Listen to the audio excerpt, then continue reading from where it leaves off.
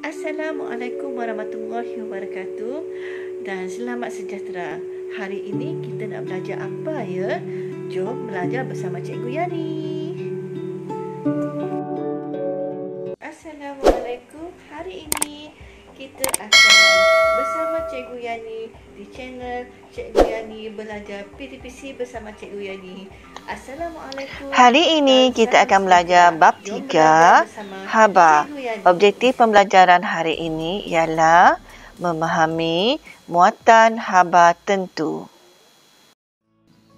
Definisi muatan haba tentu sesuatu bahan ialah kuantiti yang diperlukan untuk menaikkan suhu 1 kilogram bahan sebanyak 1 darjah Celsius.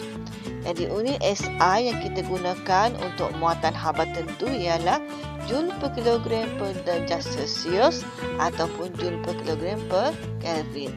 Jadi formula yang kita gunakan di sini ialah C sama dengan Q bahagi M dengan perubahan suhu. Jadi Q mewakili haba yang diserap atau dibebaskan dengan unit Joule. M pula ialah jisim bahan dengan unit kilogram. Manakala perubahan suhu ialah dalam unit darjah. Jadi, daripada formula tadi, kuantiti haba yang diserap atau dibebaskan oleh bahan Q adalah sama dengan MC dengan perubahan suhu. Biasanya soalan yang selalu ditanyakan di dalam peperiksaan ialah seperti ini.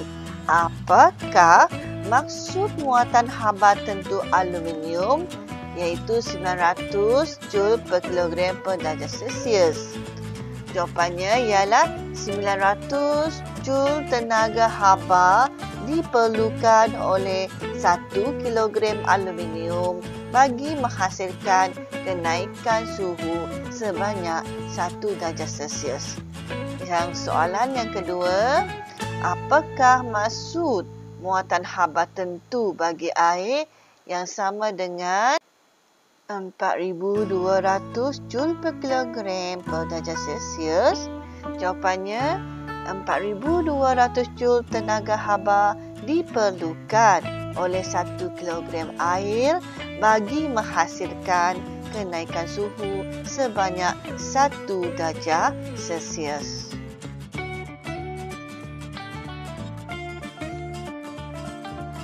Sekarang kita akan lihat sifat fizikal bahan-bahan yang mempunyai muatan haba tentu yang berbeza.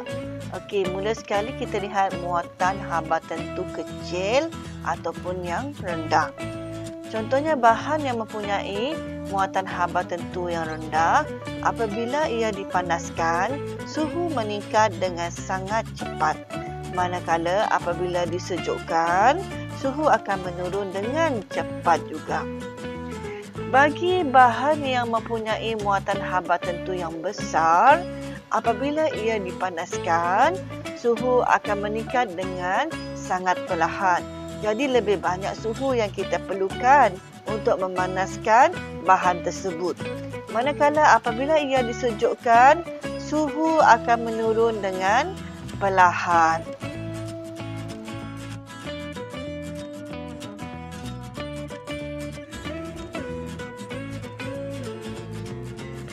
Sifat bahan yang mempunyai muatan haba tentu yang kecil. Suhu badan meningkat pada masa yang singkat apabila dipanaskan dan menurun dalam masa yang singkat apabila disejukkan. Ini merupakan konduktor haba yang baik. Bahan ini peka terhadap perubahan suhu. Contohnya, logam merkuri dalam termometer mempunyai muatan haba tentu yang kecil yang membolehkannya menyerap dan membebaskan haba dengan mudah.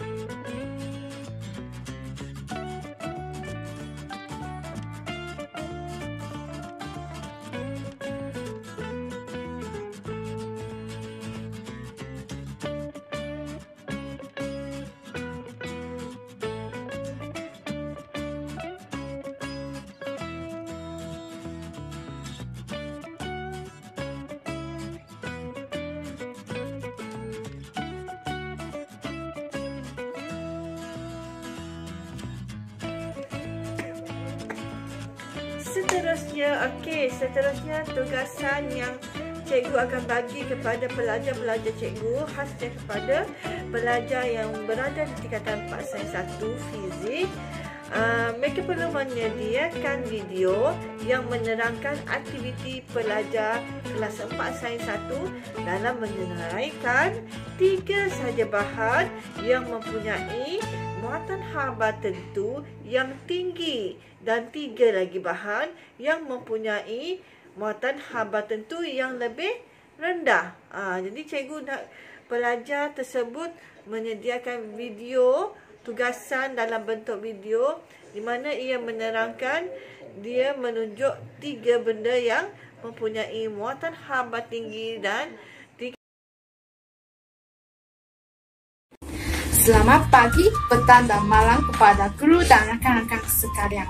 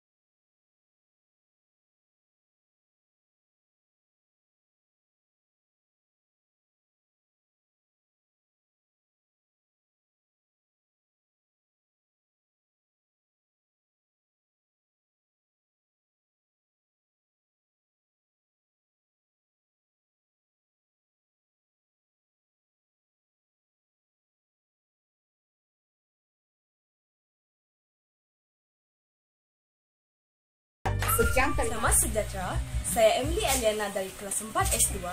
Hari ini saya ingin membentangkan tentang muatan haba tentu. Adakah Anda tahu apakah itu muatan haba tentu? Muatan haba tentu merupakan jumlah haba yang diperlukan untuk menaikkan suhu 1 kilo bahan sebanyak 1 darjah Celsius. Muatan haba sesuatu bahan bergantung kepada jenis bahan, jisim bahan, dan kuantiti haba yang diperlukan.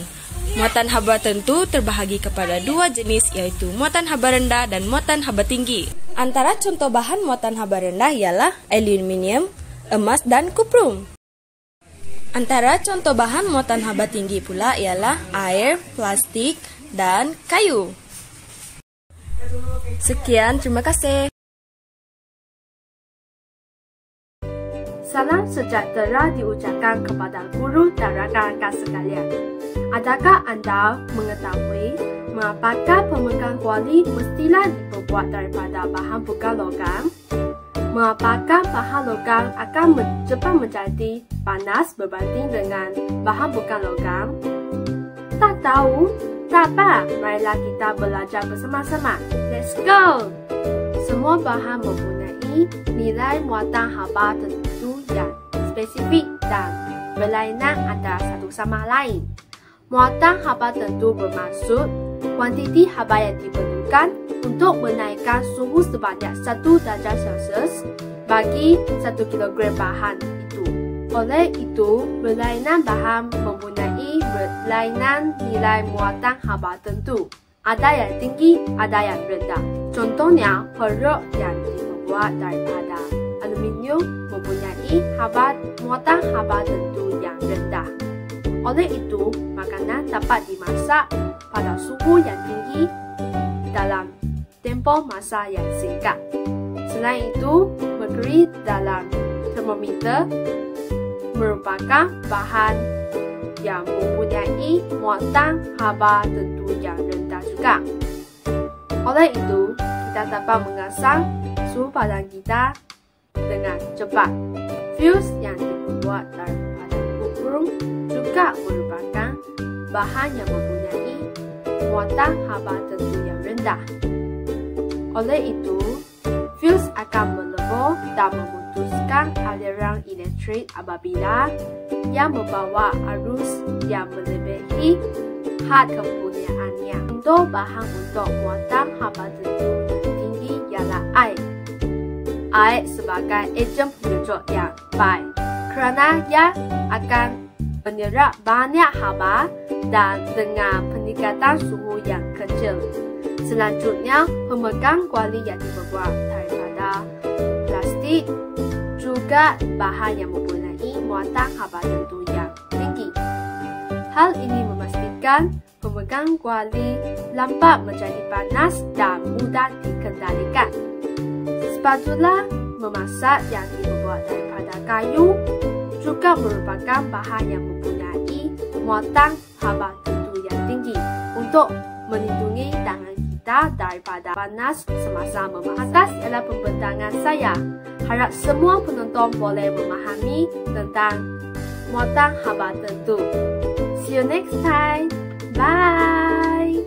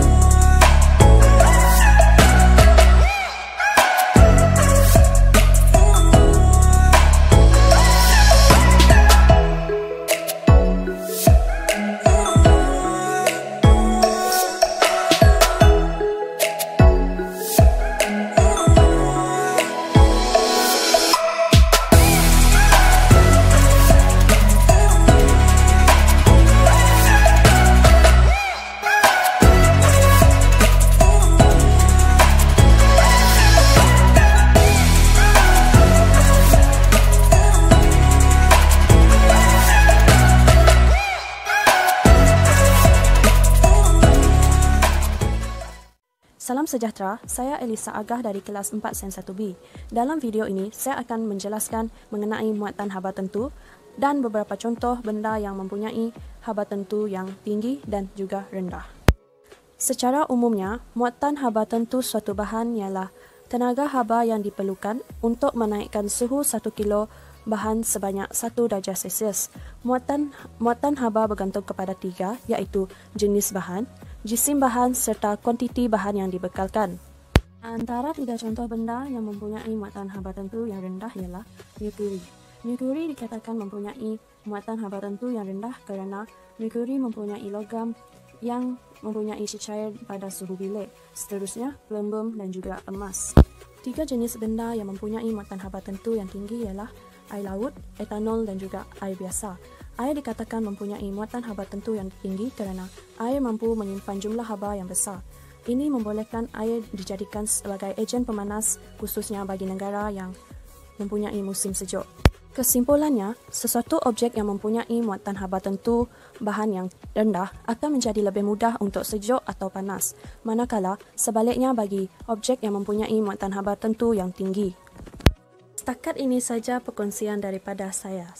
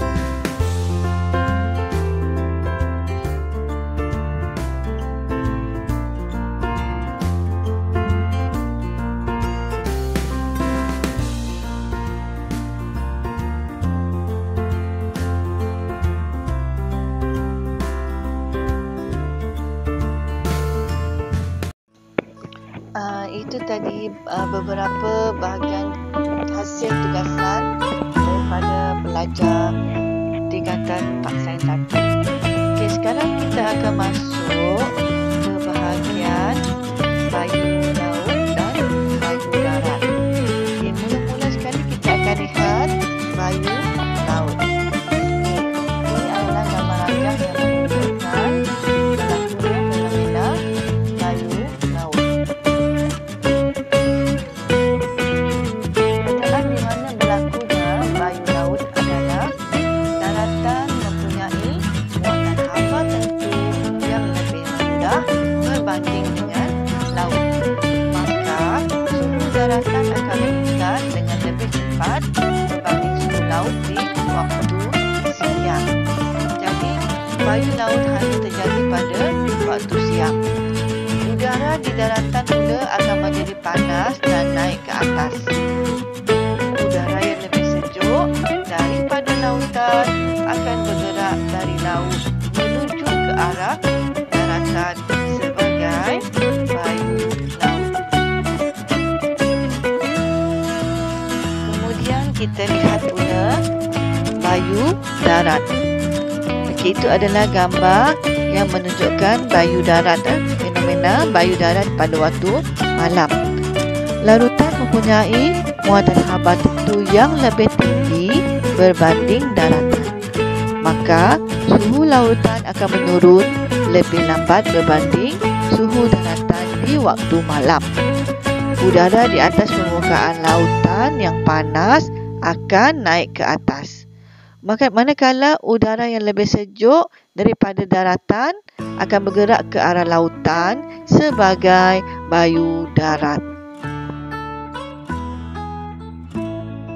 Okey, sekarang ni cikgu akan bagikan latihan. Ada 4 soalan penyelesaian masalah di sini ya.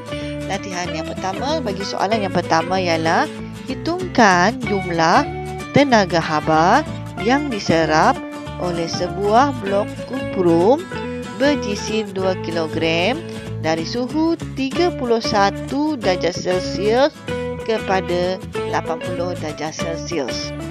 Diberikan dalam soalan muatan haba tentu kuprum ialah 390 Joule per kilogram per darjah Celsius. Okey, soalan kedua pula. Sebuah pemanas rendam berlabel 2 kW 240 volt digunakan untuk memanaskan 4 kg air. Berapakah kenaikan suhu air apabila pemanas itu digunakan selama 1 minit? Di dalam soalan sudah diberikan muatan haba tentu air ialah 4,200 Joule per kilogram per darjah Celsius. Dan kita menganggap tiada kelehangan haba kepada persekitaran.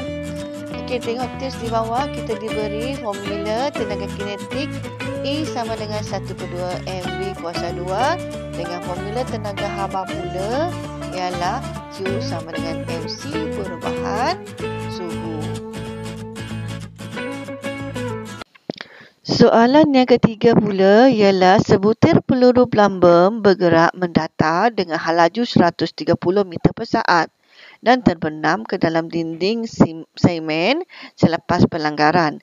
Jika muatan haba tentu plumbum sama dengan 130 Joule per kilogram per darjah Celsius dan semua haba menghasilkan diserap oleh peluru, apakah peningkatan suhu peluru? Soalan yang keempat pula, sebuah blok aluminium berjisim 1 kilogram dipanaskan oleh pemanas elektrik selama 3 minit dan kenaikan suhu 15 darjah Celsius direkodkan. Voltmeter dan ammeter yang disambungkan kepada pemanas elektrik memberikan bacaan masing-masing 30 volt dan 2.5 ampere. Hitungkan muatan haba tentu aluminium. Sama juga tips di bawah diberikan formula tenaga kinetik E sama dengan 1/2 mv kuasa 2 dan kita ada tenaga haba Q sama dengan MC dan perubahan suhu. Di akhir slide ini nanti kita akan memberikan jawapan bagi setiap soalan. Selamat mencuba.